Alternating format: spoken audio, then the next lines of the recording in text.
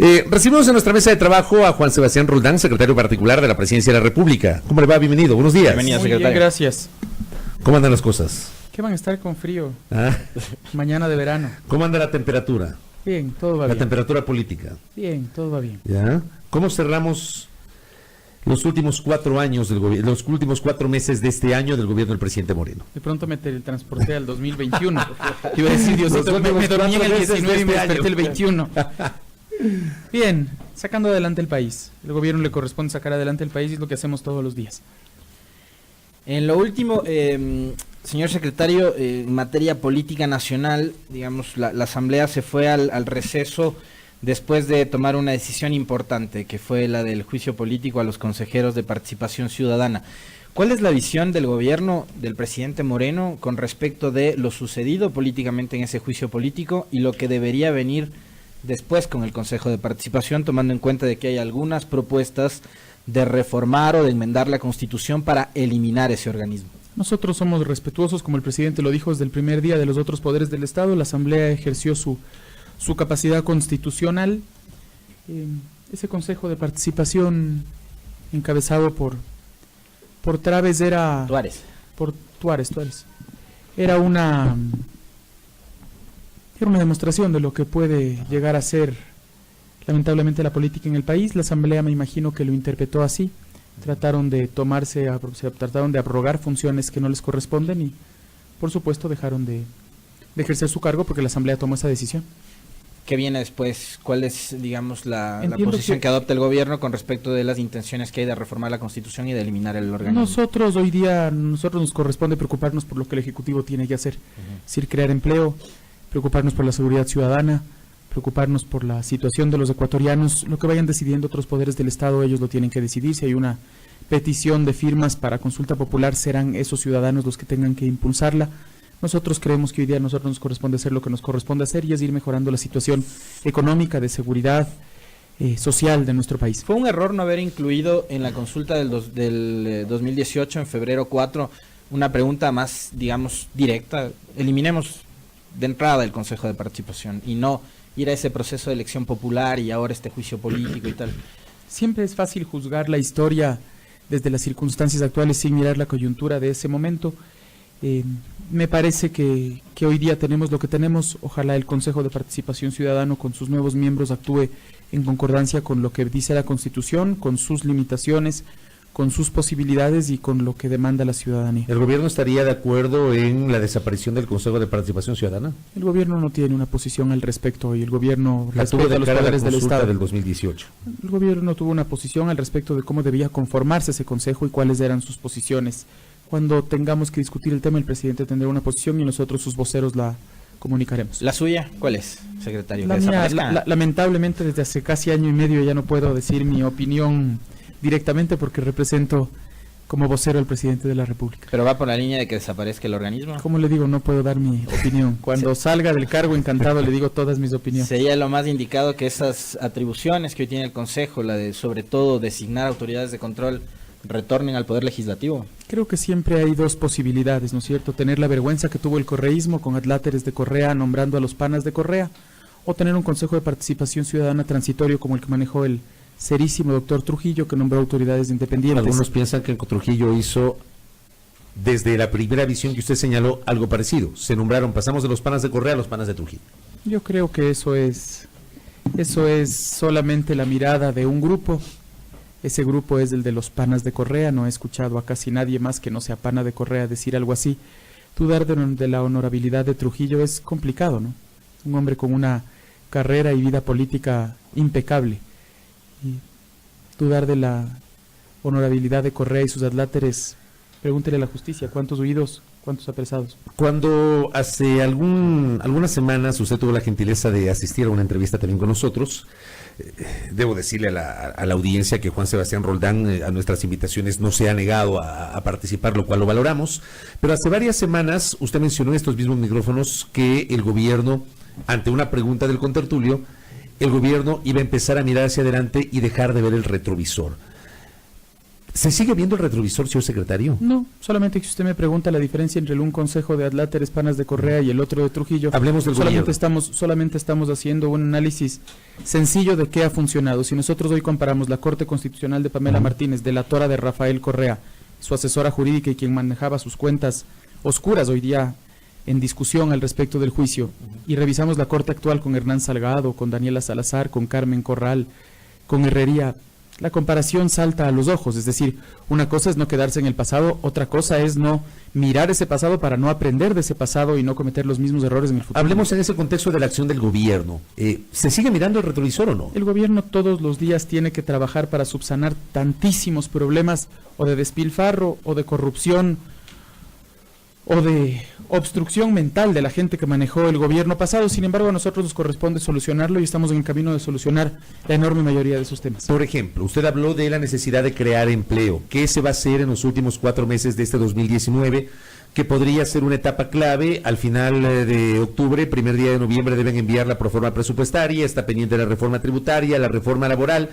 ¿Cómo se proyecta en función de este ideal de generar empleo la acción de gobierno para lo que resta de este 2019? Hablemos de lo macro a lo micro, ¿no es cierto? Okay. Lo macro es crear condiciones de estabilidad en el país para que quienes quieren invertir puedan venir, no caerles a patadas durante 10 años como se hizo en el pasado. Lamentablemente, regreso al pasado, Fabricio, porque ese pasado todavía nos cuesta. Es decir, a quien le cayeron a patadas 10 años, el que venga otro político y le diga, no, yo ahora te voy a tratar bien, hoy día te voy a dar estabilidad, como que tiene dudas porque dice...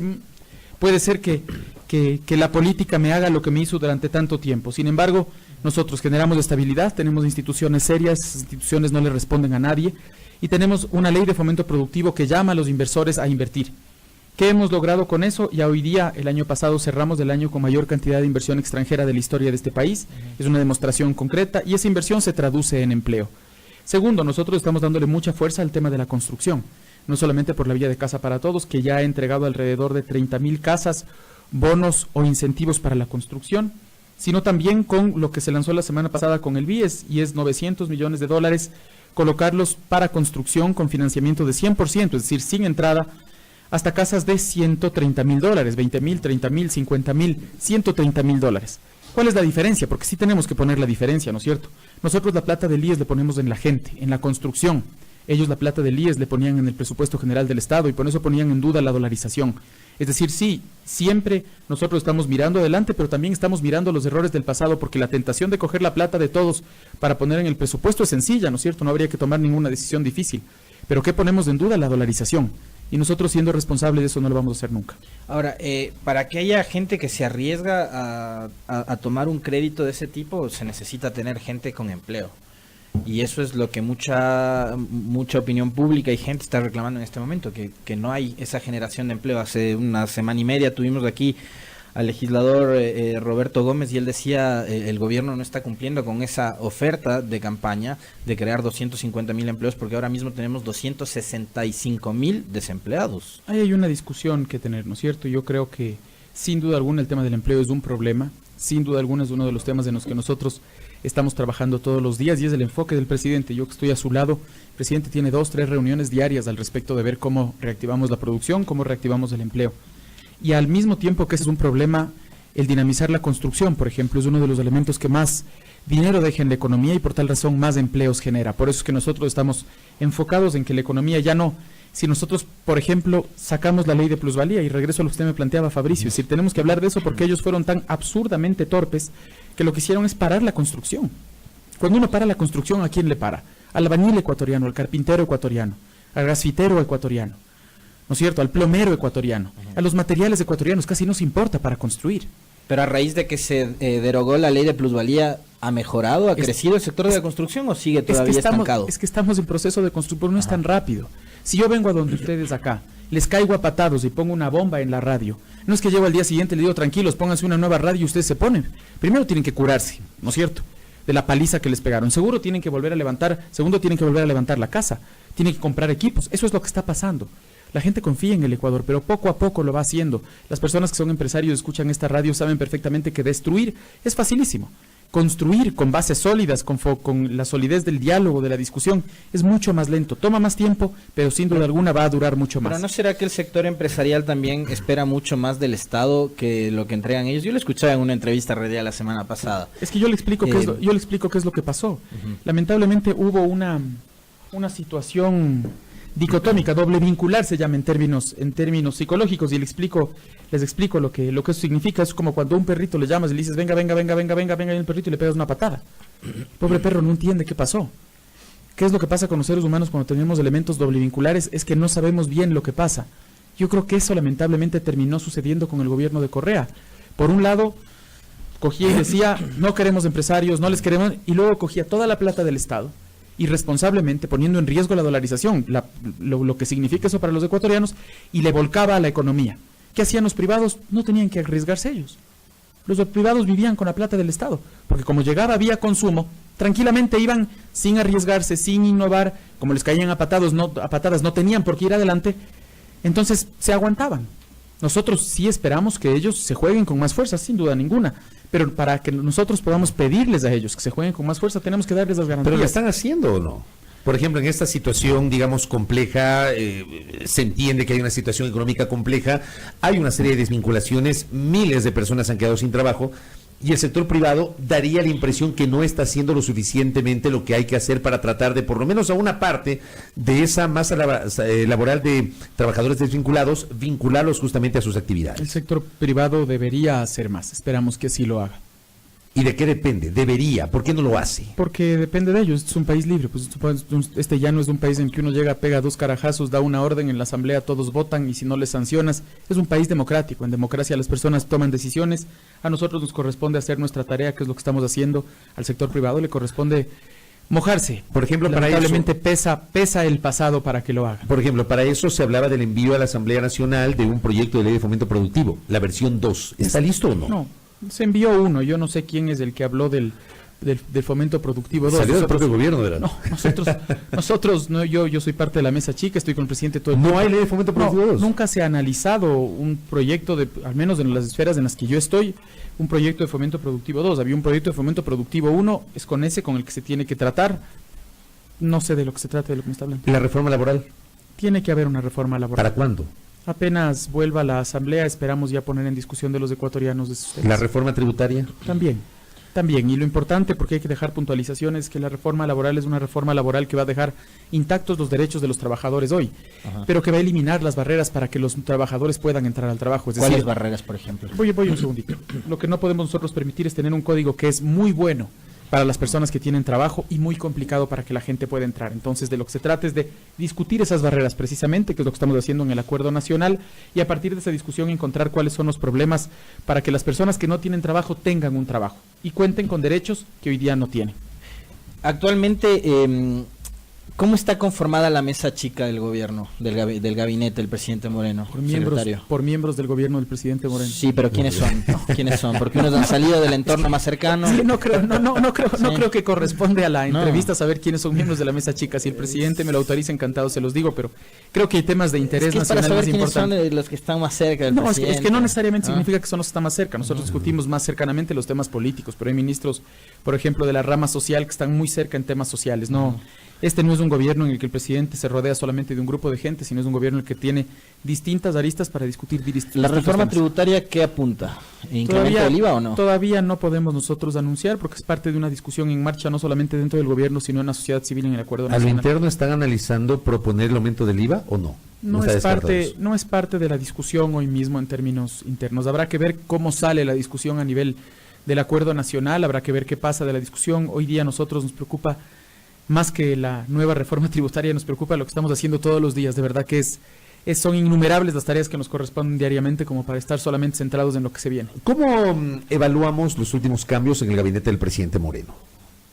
A nivel de Secretaría de Comunicación, a nivel del Ministerio de Transporte y Obras Públicas, ¿qué valoración tiene usted? Creo que son muy positivos. Creo que Gabriel Arroba y Gabriel Martínez le van a dar fuerza, empuje al gobierno, sangre nueva, gente que no ha estado en política, gente que está vinculada a la ciudad de Guayaquil. Creo que es importante que que se escuchen voces nuevas. Yo soy muy optimista con lo que puede ¿Por pasar. qué salió Aurelio Hidalgo? ¿Por qué le aceptaron la renuncia? Entiendo que tuvo algunos temas personales de salud que impidieron que siga trabajando. ¿Tiene que ver con la publicación del portal La Fuente del caso denominado Lucas Majano? Esos no son problemas de salud. ¿Ya? Pero, ¿el gobierno alguna vez analizó este tema? En esa publicación de Cristian Zurita y de Fernando Villavicencio se hablaba de una supuesta vinculación de Aurelio Hidalgo con financiamiento para la campaña del presidente Moreno. El gobierno analiza todo siempre. Y el presidente, como ustedes han visto, es una persona que no está en la discusión de hacer homenajes cuando se denuncia la corrupción. Por eso regresamos al pasado, Fabricio, porque vivimos hace poquito. ¿Se acuerda usted cuando se denunció lo de Pedro Delgado en el gobierno pasado? ¿Qué pasó?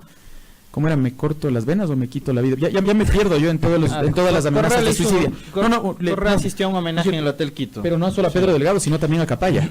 ¿No es cierto? Es una diferencia grande. El presidente Moreno, cuando hay una denuncia, la analiza, después de analizarla toma una decisión, y lo ha demostrado con sobradas muestras. Un hombre decente no tiene por qué estar haciendo homenajes para los pillos.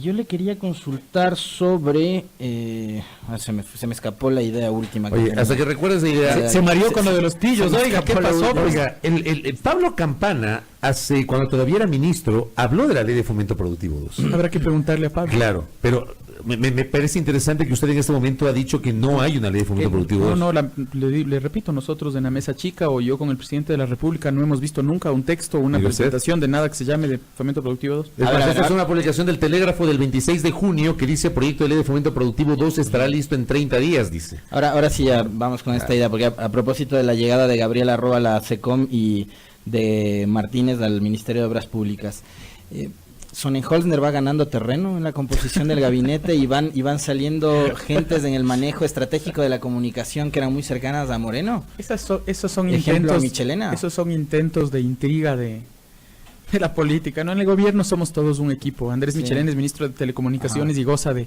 enorme confianza del presidente Moreno. Para darle una primicia, Andrés Michelena es parte de la mesa chica.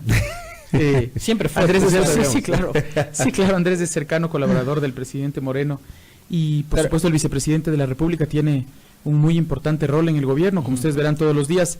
No se trata de quién tiene más peso, se trata de cómo se fortalece el equipo, y eso es lo que piensa el presidente de la República todo el tiempo. ¿Sabe por qué le preguntaba? Porque hace unas semanas atrás el vicepresidente Sonnenholzner en una entrevista en televisión fue muy crítico con respecto del mal manejo de la comunicación del gobierno, y pocos días después se da este viraje y sale Calife de la SECOM e ingresa Gabriela Roa, que aparentemente es un hombre muy cercano al vicepresidente Sonnenholzner. Ojalá pueda contar usted con Andrés Michelena, el vicepresidente Sonnenholzner, para que les pregunte del tema. No tengo idea a lo que se referían. Yo lo que estoy seguro es de que este es un gobierno sólido, fuerte, que cada vez va mejor. Pero en donde, digamos, hay cambio en la correlación también, ¿no? Pero es que no creo, el gabinete. De nuevo, creo que esas son intrigas. Creo que de lo que se trata es quién hace su trabajo, cuándo, en qué momento. De nuevo, son temas de oportunidad y circunstancias, y me parece que hoy día esos dos cambios, los del ministro de Transporte y el ministro de Comunicación, van a ser positivos. Usted al inicio de la entrevista decía: el gobierno se está preocupando del tema de la generación de empleo, de seguridad y tal. Me parece excelente. En materia de seguridad, los presos se siguen matando en las cárceles. Este fin de semana hubo nuevamente enfrentamientos. Porque ¿Qué está pasando ahí? Nosotros incomodamos a las bandas. ¿Quiénes son los presos que se matan? Eso es lo primero que yo preguntaría. Son presos que corresponden a bandas delincuenciales internas. Lamentablemente también, y ahí regreso de nuevo al pasado. Había una convivencia con esas bandas en las cárceles. Esas bandas estaban tranquilas. Nosotros lo que hemos hecho es, por ejemplo, separar peligrosidad. ¿A usted le parece normal que no esté separada peligrosidad? ¿A usted le parece normal que un ladrón de gallina esté con un asesino de 20 víctimas? Nosotros los hemos separado. Y es una lucha permanente. Juntos? Por supuesto. Y esa es una lucha permanente. Nosotros los hemos separado, nosotros hemos regularizado los temas de las visitas. No puede ser que todos los días puedan recibir a todo el mundo. Son 40.000 presos, si entran 40.000 personas, ¿qué capacidad de control hay? Se habían eliminado todas las posibilidades tecnológicas de control. No había escáneres para entrar, para ver metales. Entonces, ¿cómo puede uno determinar que no metan armas?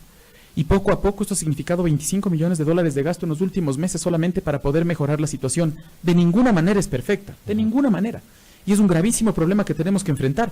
Pero eso no se enfrenta ocultando la vista, quitando la cara. Esto se enfrenta precisamente metiéndose y corrigiendo los problemas. Y si las bandas delincuenciales quieren generar el caos y amedrentarnos, no lo van a lograr. El gobierno nacional va a seguir firmemente impidiendo que ellos reinen y campeen en las cárceles, porque si eso sucede, eso se traslada a las calles. Y está claramente, no solamente hablemos de los presos, hablemos de lo que pasó la semana pasada también, de la recuperación de la niña secuestrada, del apresamiento de las 7 personas que asesinaron o que trataron de asesinar a un abogado el mismo día. Es decir, al mismo tiempo que hay problemas, la policía da muestras claras de avance. Es decir, la seguridad siempre es un problema y es un problema de permanente preocupación nuestra. Pero la preocupación se subsana solamente tomando decisiones firmes y sin connivencia con las bandas delincuenciales, claro está. Señor secretario Juan Sebastián Roldán, la semana anterior en ese espacio de noticias tuvimos un diálogo con el expresidente Rafael Correa y agradezco públicamente a Diario del Universo que menciona una parte de esa entrevista, citando incluso la fuente. Dice, el expresidente Rafael Correa durante una entrevista en Radio Majestad admitió la veracidad de los chats con Alexis Mera, secretario jurídico de la presidencia durante su gobierno. Sí, ¿y cuál es el problema? ¿Dónde está el delito? Todo lo que he dicho en los chats lo he dicho públicamente y no tengo nada que esconder. Dígame dónde está lo malo de los chats, indicó Correa y criticó que se haya hecho pública información privada que no tiene nada que ver con el caso que se investiga. ¿Cuál es su reacción sobre este tema, el tema de los chats, señor secretario? ¿Por qué no hablamos de los chats y de qué dicen los chats? ¿Cierto? ¿Qué dicen los chats? ¿Ya? ¿Qué debe preocuparnos de los chats? Voy a ir leyendo lo que dicen los chats. En un chat del 5 de agosto del 2017, una conversación de Mera y Correa, por ejemplo, Mera le dice, recuerda cómo te indignaste por el incremento de 546 millones y el Bolsón acepta. Por Bolsón se refiere a Glass, al que le defienden, ¿no? Sí, está hablando del poliducto. Voy a ir citando cosas que dice que no son tan graves. Sí. En el tema de Singue, él dice, el jodido en el tema de Singue, que está bien complicado, es Wilson Pastor, su ministro de Energía. ¿No es cierto? En otro chat del 4 de agosto del 2017, sí, le dice Mera a Glass. Salió en las noticias que le mandas a tu tío información de Glory International, recuerdan la empresa, ¿no es cierto? Sí, sería ya el clavo en el ataúd. Le dice Mera a Glass. Luego, Mera a Omar Simón. Sí. Me dicen que han descubierto, le dice Mera a Simón. Me dicen que han descubierto mails de Jorge a los sectores estratégicos que aparecen en la computadora de Rivera, el tío de Glass. ¿Recuerdan ustedes del que Glass decía que no tiene relación? Ricardo Rivera. Lo de los recomendados de Rivera es bien grave. Creo que se va a joder. Estamos hablando no de cualquier cosa. Glory, Poliducto Pascuales, ese que tiene cientos de millones de dólares de problemas. Singue. Es decir, claro, yo la semana pasada también veía correístas que decían, no, la transferencia de $6,000 de Pamela Martínez a Correa no es tan grave. Nadie roba con documento público, pues nadie roba con documento público. $6,000 entregados por la misma señora que decía que es la que manejaba ella, porque ella lo acepta, que ella manejaba los aportes de campaña. La semana pasada un delator de Odebrecht dijo que tenía razón, que él entregaba sobres. Entonces bajar esto y decir que no tiene importancia es por supuesto una persona que quiere bajar la corrupción y reírse de todos nosotros. Eso no podemos permitir para el país. Ahí están las pruebas. La justicia tendrá que hacer su trabajo, pero ahí están las pruebas y el gobierno no ha hecho nada. El gobierno lo que hizo es transparentar la justicia. Pero por supuesto que me indigna, como les tiene que indignar a los ecuatorianos serios y decentes que se están burlando del país diciendo dónde está el problema. El problema es que usted estaba discutiendo los temas más importantes del país, donde estaban asumiendo los temas de robo y luego le defienden al que dicen Bolsón. Eso no puede pasar en este país y todos nos podemos quedar impávidos, por Dios santo.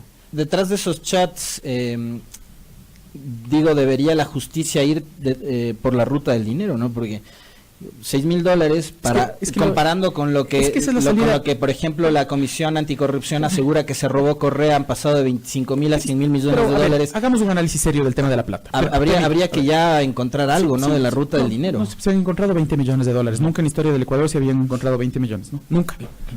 Un empresario de este país dijo, me cayeron $13 millones. Topic, que sabemos además cercano a quién es, ¿no es cierto? Y ya devolvió. El señor Topic, ¿no es cierto? Cercano a quién era. A Rivera y a Glory y a Glass. O sea, seguimos en el mismo grupo, en la misma banda. Y devolvió $13 millones. Yo les pregunto a ustedes, claro que devolvió. Yo les pregunto a ustedes, ¿quién devuelve plata? Usted tiene plata en su cuenta, ¿no es cierto? Cuéntenme ustedes, ¿quién devuelve plata? Yo tengo plata en mi cuenta, mi plata, de mi esfuerzo. Pero no me caen $13 millones del cielo. Me han caído 13 millones.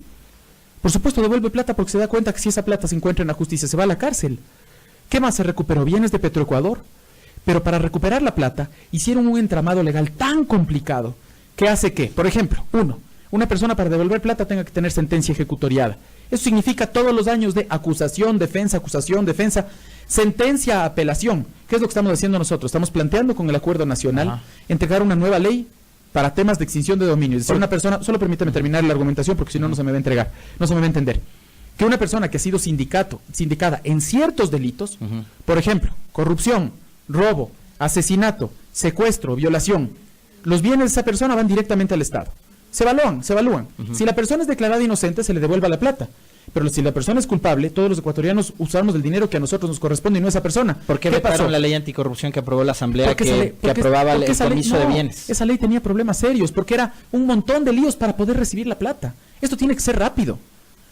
Si una persona tiene graves indicios, un juez tiene que poder determinar el que la plata vaya al Estado rápidamente. ¿No era más fácil vetarla parcialmente? No, porque la ley tenía demasiados enredos. Y por eso nosotros entregamos esa ley en septiembre del año 2018 a la Asamblea. ¿Pero en qué manos cayó?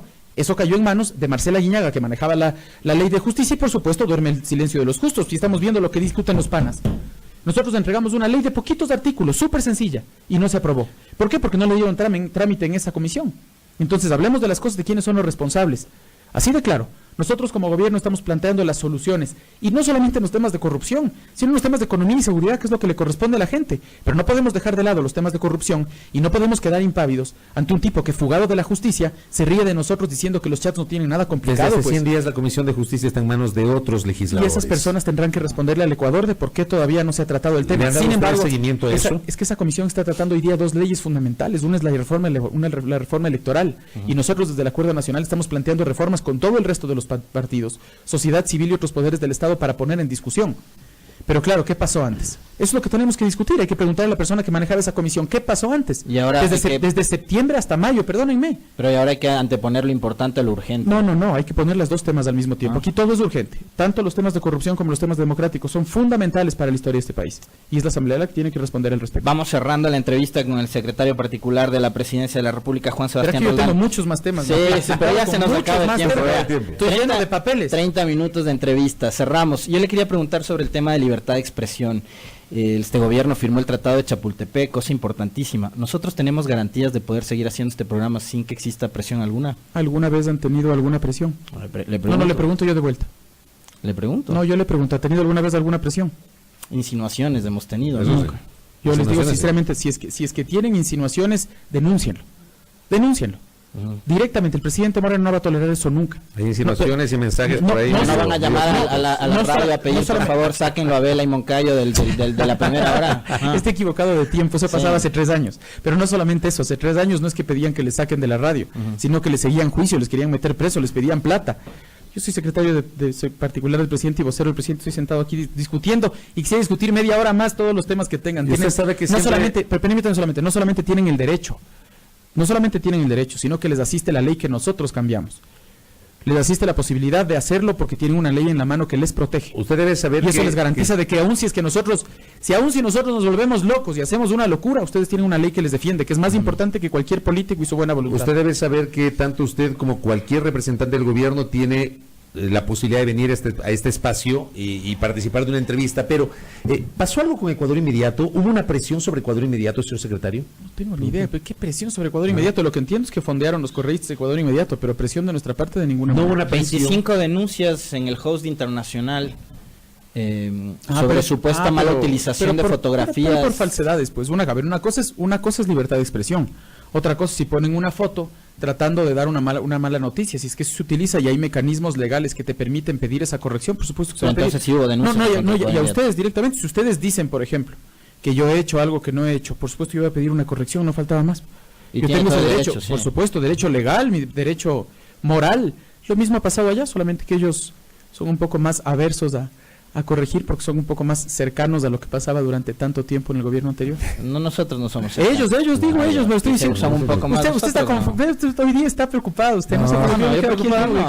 O sea, digamos sí, por el tema de las libertades. A ratos me parece que hay como un doble rasero en el tema. Pero hablemos del doble rasero. Porque ha habido funcionarios que se han encargado de etiquetar a los periodistas, a los que no les caen bien, a los que sí les caen bien, son correístas, no son correístas. Hablemos del doble rasero con nombre y apellido, porque creo que lo fundamental es no dejar... En buena hora que con usted no ha ocurrido eso y que usted jamás se ha negado a venir a ninguna entrevista con nosotros. Yo le propongo una cosa por seriedad y futuro del país, con una discusión tranquila. Y es... discutamos los temas sobre los hechos. Sinceramente, el presidente Moreno tuvo durante 1 año y medio la ley con la que Correa cerró radios, persiguió periodistas, les pidió pagos, les metió presos. No hubo una sola sanción, o hubo una sanción, con esa ley, con esa Supercom. Recuerden ustedes lo que hacía Ochoa, no se hizo nunca. Y luego además el presidente Moreno no solo firmó el acuerdo de Chapultepec, cambió la ley. ¿no es cierto? Ajá. Es decir, aquí pruebas al canto. La libertad de expresión es parte fundamental de un país y la libertad de expresión, y voy a ser más claro, la libertad de expresión solo se expresa en la crítica. Así de claro. La libertad de expresión no solo se expresa en los elogios, se expresa en la crítica. Qué bueno escucharle eso. Sí. Qué bueno escucharle eso. Me alegro que sea así. De verdad. Ojalá los demás funcionarios del gobierno. Pero den los nombres, ¿verdad? repliquen Hagamos una lo cosa, mismo. ponga los nombres para que discutamos eso en la Usted sabe mesa. a quién me refiero. No tengo ni idea, no tengo ni idea. Usted Trata sabe a de quién poner me los refiero. nombres, ¿verdad? Le estoy Habrá que pidiendo 4 veces los nombres, ¿verdad? Yo también le pedí los nombres de la mesa chica y no Pero me es que en quiso eso, dar. yo le doy los de la mesa Ustedes chica. son funcionarios Yo le digo, públicos, mira, yo soy periodista. en la mesa chica está María Paula Romo, ahora sí se Claro. pegó. María Paula Romo, Otto Sonnenholzer, Andrés Michelena, Paul Granda, Santiago Cuesta, José Augusto Briones, Carlos Pérez. Del área social. No me quiero olvidar, Martínez. Paul Granda, Richard Martínez, Paul Granda es el coordinador del área social. El 8. Y yo creo. 9. Bueno, Gabriel Arroba. Arroba como secretario también. 10. Vamos con los Es nombres de los chico. funcionarios. Buenísimo. Andrés Michelena. Entonces hay que- Encargado de etiquetar entonces hay a que los periodistas de quiénes son y no son pero entonces correístas. habrá que preguntarle a Andrés. Ujú. Porque yo creo que lo serio en este país es poner los nombres sobre la mesa, sinceramente. Ojalá algún día venga y acepte una entrevista con No nosotros. sé, yo aquí estoy. Las que usted sí. ustedes quieran, cuando ustedes Ah, quieran. usted sí, pero usted El sí. Por eso tiempo no me que refiero a usted, por eso yo Usted sí. destaco más bien su apertura de venir y sentarse aquí con nosotros a debatir. Secretario, gracias por Me estar. voy Amable, con gracias. preguntas, encantado. Gracias. Oiga, le comprometemos para la próxima. Cuando Juan quiera. Sebastián Roltán, secretario particular de la Presidencia de la República, 7:37.